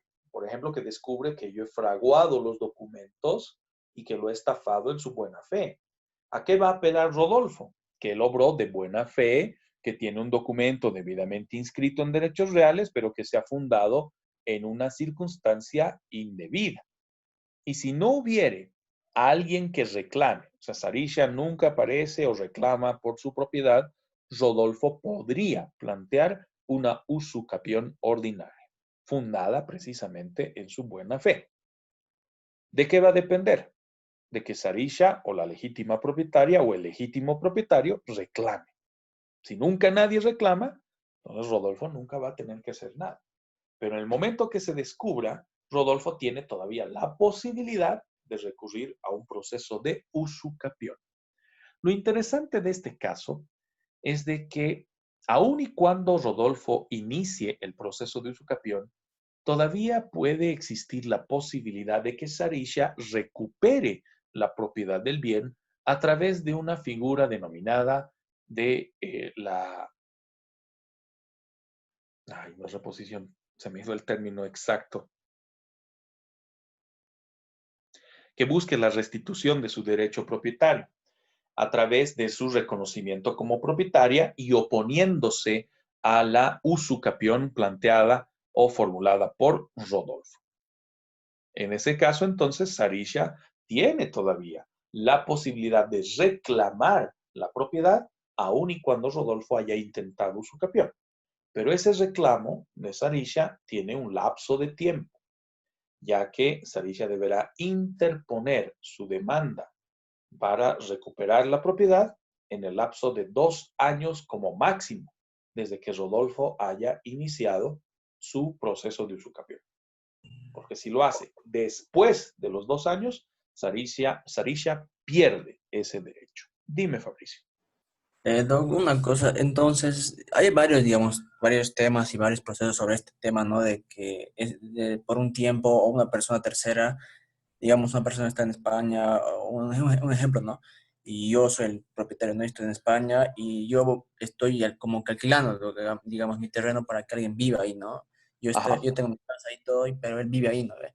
Y como usted dice, puede pasar 10 años para que él ya pueda apoderarse de mi cama, si es que yo no volviese, no reclamara, ¿no? Si es que eventualmente antes hubiéramos quedado en un contrato de que si 9 años y ya se va, porque si, según yo era 10 años ya puede reclamar según su capión, ¿no? La titularidad, ¿no? Sí y no, porque según lo que comentas, a ver, si tenemos el caso de una persona dueña de un terreno o de un inmueble que deja un cuidador, ya sea gratuito o pagando, ¿no? Que el cuidador le pague un monto X o incluso que el dueño le pague más bien a la persona para que cuide su terreno. Si tienes esa determinación en un contrato, o sea, logras demostrar que aquella situación existe, se tendrá al cuidador como detentador y el detentador en ningún momento puede aplicar usucapión, porque la lógica elemental del detentador es de que éste reconoce que el inmueble es de propiedad de otra persona, cosa que el poseedor que busca aplicar usucapión no quiere reconocer, sino que más bien busca que se le otorgue la condición o la cualidad de propietario. Es por ello que el poseedor en ningún momento va a intentar mostrarse como detentador. ¿Qué es lo que podría pasar? Que en el caso que comentas no se tenga ese contrato. O sí se lo tenga, pero nunca se lo inscribió, nunca se lo manifestó de forma pública. Y que la persona que era el legítimo propietario no retorne al país, se encuentre fuera del país o se encuentre ausente por más de 10 años.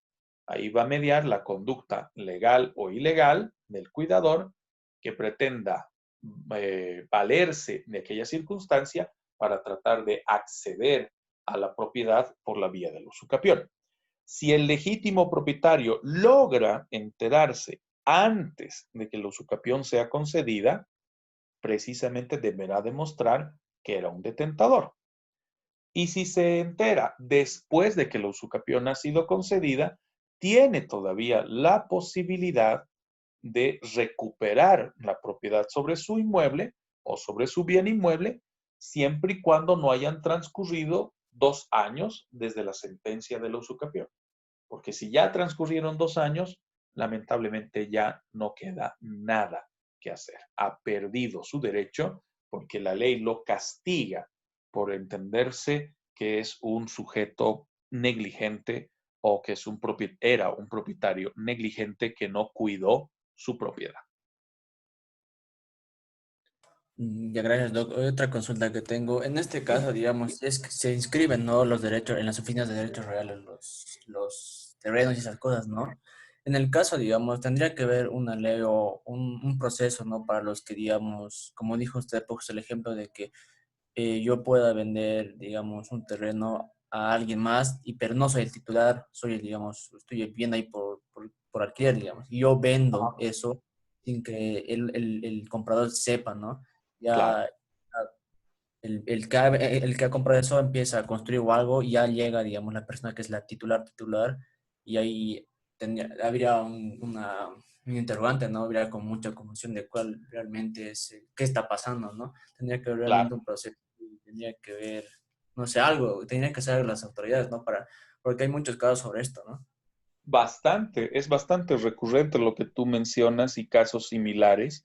y que derivan en reclamaciones de orden judicial y alguna que otra reclamación administrativa ante los municipios, que son los que tienen la noción o la constancia de quién debiera ser tomado como legítimo propietario, siempre y cuando se cuenten con los registros catastrales correspondientes. Pero, como les digo, es una situación bastante recurrente. Es más, tengan certeza de que personas, por ejemplo, que hayan salido del país por razones de trabajo o por razones familiares y no hayan podido retornar a Bolivia ahora por efecto del coronavirus y estén pendientes todavía de conseguir un vuelo para poder retornar o la vía correspondiente, pueden estar en una situación como la que comentas. ¿Por qué? Porque el poseedor de mala fe, sobre todo, en algunos casos ni siquiera va a ser tan paciente de esperar 5 o 10 años, sino que inclusive se une a otras personas inescrupulosas que pretenden demostrar que ha habido una posesión de más de 10 años. Les comento un caso en este sentido. Y es un caso además personal. Esto nos ha ocurrido a nosotros, a mi familia, porque ya hace unos 15 años atrás, debe ser un poco más, un poco menos, tuvimos un contratiempo, un percance con nuestro terreno. Tenemos un terreno en la localidad de Coña, cerca de la avenida que se toma para el ingreso a la universidad. Resulta que nuestro terreno, el terreno de mi familia, se encontraba amurallado, pero no por construcciones hechas por mi familia, sino que eran las construcciones de los vecinos. ¿No? Todos los vecinos hicieron las paredes alrededor y a nosotros, como es correcto, nos tocó hacer la edificación de nuestro muro perimetral o nuestro muro de frontis. Y levantamos una pared acá. Claro que una temporada estuvo sin pared porque mis hermanos y yo nos encontrábamos fuera, se encontraban solo mis padres acá, y entre cuidar la casa en la que habitaban, o habitan, mejor dicho, mis padres, y atender ese terreno, pues obviamente optaron por atender la casa que habitan. Cuando en una ocasión, estando yo en México, me habla un vecino, amigo, y me dice, ay, felicitaciones, están levantando una pared en tu terreno. Por fin están poniendo la pared del frontis. Y yo digo, no, mi familia en ningún momento ha decidido hacer aquello. Llamo acá porque por suerte mi otro hermano se encontraba acá y le digo, ha ocurrido esto. Y él se va inmediatamente a ver qué pasaba y resulta que la vecina empezó a construir una pared en el que es nuestro terreno. Obviamente mi hermano reaccionó de la mejor manera en ese momento, trajo a la policía, tumbaron todo, porque no era una obra que estaban haciendo o que estábamos haciendo nosotros. Entonces esta pared se la eliminó. Y como consecuencia directa, pues obviamente decidimos, bueno, para evitar, esta es una llamada de atención, para evitar cualquier dificultad, decidimos nosotros construir nuestra pared. Entonces esa pared se la tumbó por completo, que además era una pared de ladrillo y bien precaria, porque la intención que tenía esa vecina era simplemente de hacer figurar de que ella mandó a construir y que llevaba habitando el terreno más de 5 años, más de 10 años. ¿Por qué les digo esto? Porque luego nosotros decidimos, como les decía, construir nuestra pared e hicimos una pared un poquito más segura. Hicimos una pared de ladrillo, ¿cierto? Pero un poco más segura, con más cemento y demás. No contenta con ello, la señora afectó nuestra construcción.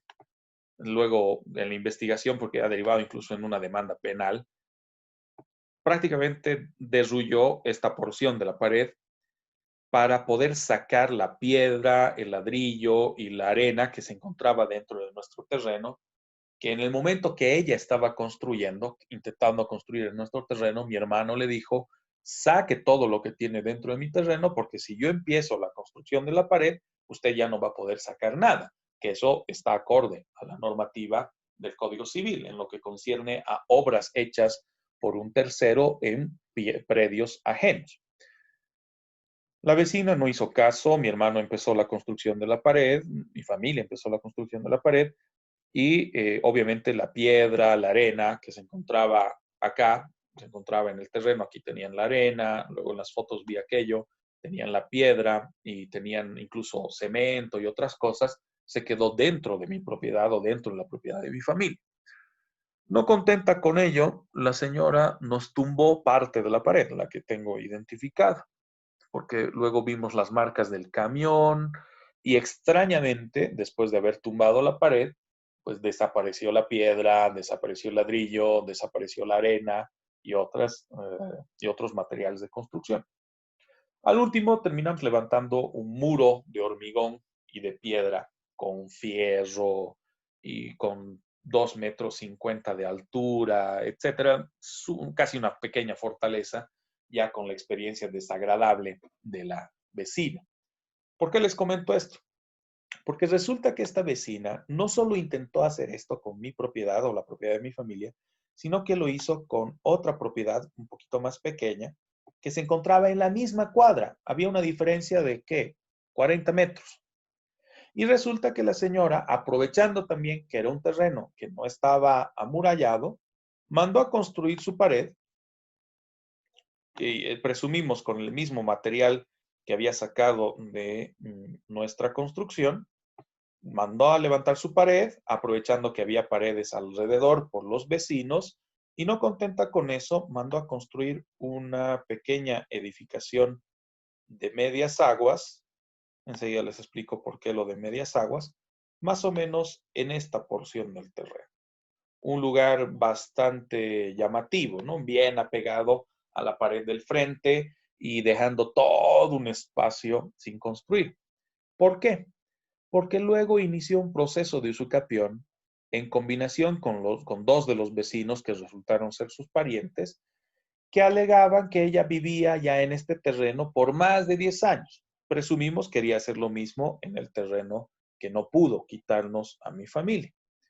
Resultado, esta señora hoy es la dueña de la casa construida en este terreno que inició con esta pequeña construcción de medias aguas y que actualmente la han tumbado y tiene una construcción en casi toda la extensión del terreno. Esta señora, resulta, se apropió o se adueñó de todo un terreno, intentó hacer lo mismo con el terreno de mi familia, o el lote, y después descubrimos que entre los 4 manzanos a la redonda, la señora había hecho esto ya en 3 ocasiones, en este terreno y en otros que quedaban cerca del manzano donde están ambos terrenos. Es recurrente y tengo entendido que ahora también está en disputa la señora con otro terreno. Menos mal, el nuestro ya no ha tenido oportunidad de tumbarlo. La última molestia que tuvimos con esta señora, porque al parecer olvidó cemento que había quedado en la parte de atrás, fue cuando nos tumbó la puerta ya también de ingreso, porque un día que yo fui al lote, ya retornando de México, mandamos a colocar unas puertas de fierro y resulta de que desapareció una de las banderolas de la puerta, como por arte de magia. Lo gracioso es que cuando hicimos las denuncias a la policía, tanto de la ocasión en la que nos tumbó parte de la pared y presumimos también que nos robaron la puerta, ella alegó en la denuncia y los mismos de la casa comunal, de la alcaldía, que resultaron igual ser sus parientes, alegaron que fue el viento el que tumbó la pared y que probablemente también tumbó la puerta y al verla en el piso alguien se la llevó. Entre las circunstancias bizarras, absurdas y molestas que lamentablemente ocurren por efecto de esta figura jurídica que en opinión de muchos autores debiera desaparecer, que en opinión de muchos autores en el ámbito jurídico, así como también profesionales en el área, consideramos debiera desaparecer, la usucapión. Porque en muchos casos la usucapión es un premio a una conducta ilegal e indebida, ¿no? Pero lamentablemente sigue aplicándose en nuestro país, la regla de usucapión, como una de las consecuencias o efectos de la posesión. ¿Sí?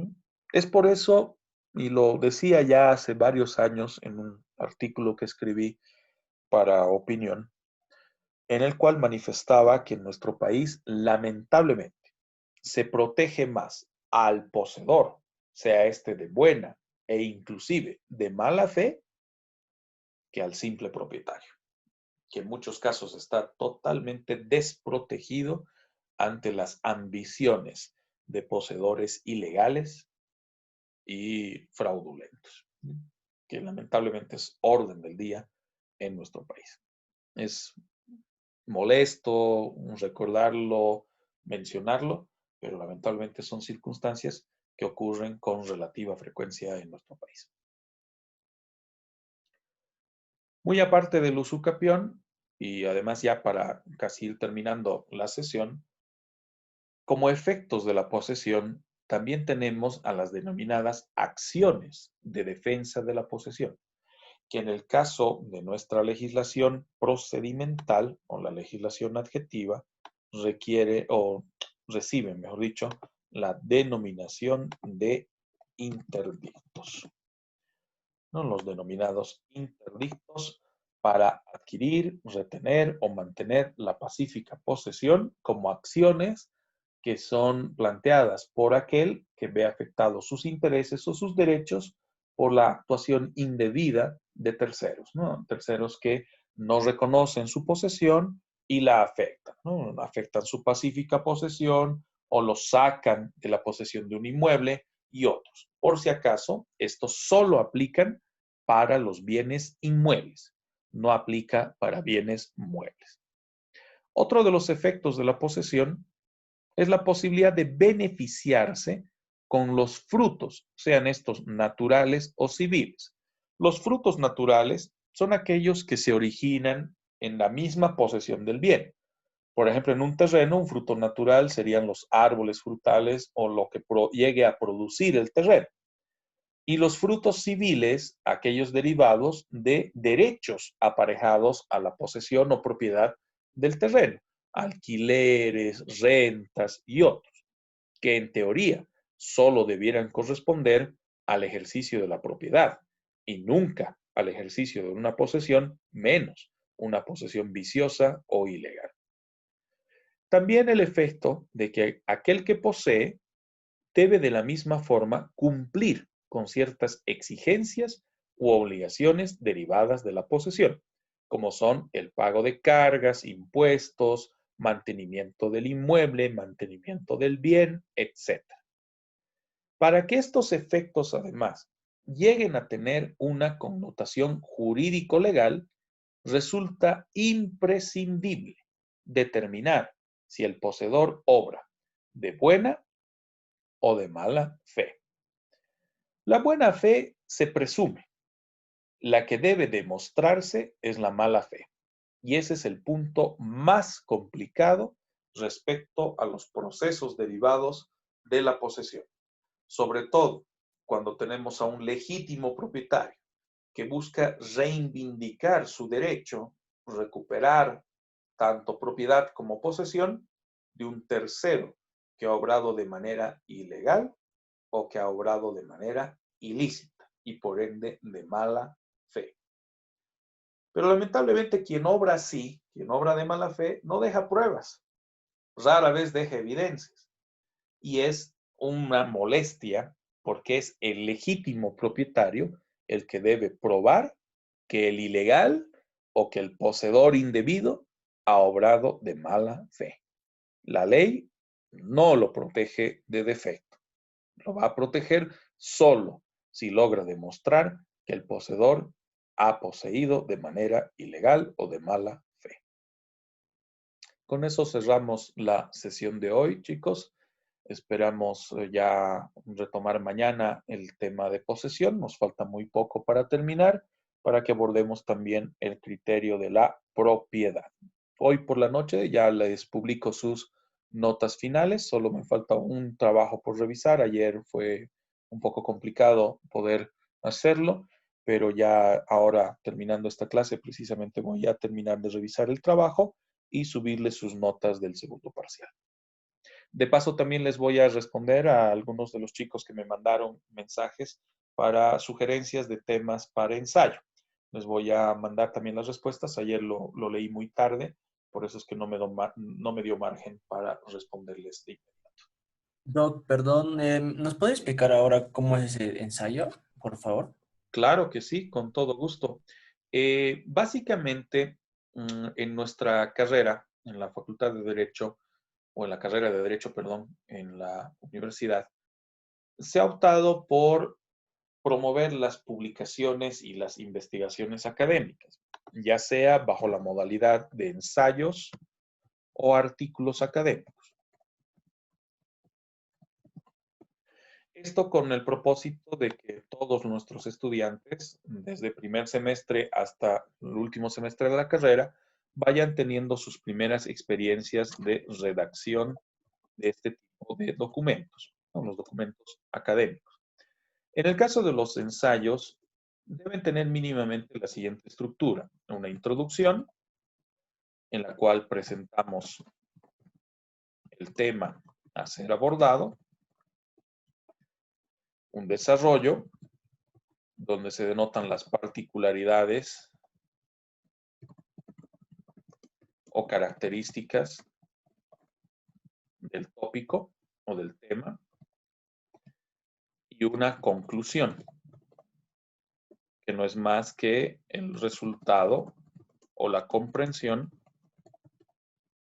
a la que se llega luego de la investigación, de la revisión bibliográfica, de la revisión de temas, etcétera, que se presentan a través del ensayo.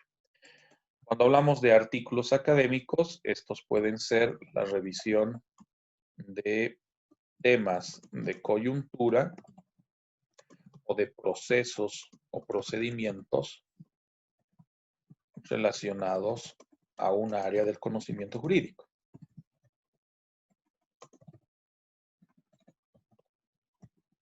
Generalmente este tipo de trabajos, lo de los artículos académicos, recomendamos se comiencen a hacer a partir de cuarto o quinto semestre porque requieren mayor conocimiento procedimental, por ejemplo, ¿no? Por eso es de que en los primeros semestres, primero, segundo, tercero, cuarto inclusive, les damos más la opción de los ensayos, que son revisiones académicas de diferentes tópicos o temas.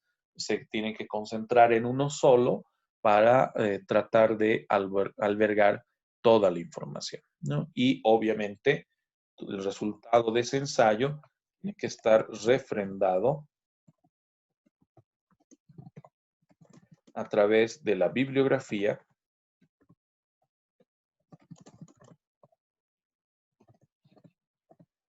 o las referencias y fuentes que emplearon en la revisión.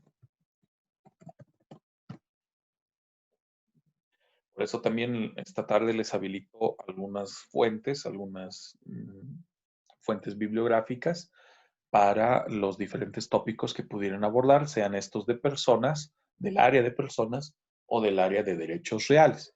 En el área de personas pueden albergar la institución que ustedes quieran, ¿no? Pueden desarrollar un ensayo sobre los efectos de la personalidad jurídica, por ejemplo, o podrían desarrollar un ensayo con relación a la capacidad de ejercicio vinculada a lo que es el voto, tomando en cuenta la cercanía de las elecciones generales y otras circunstancias análogas, ¿no? En el tema de personas.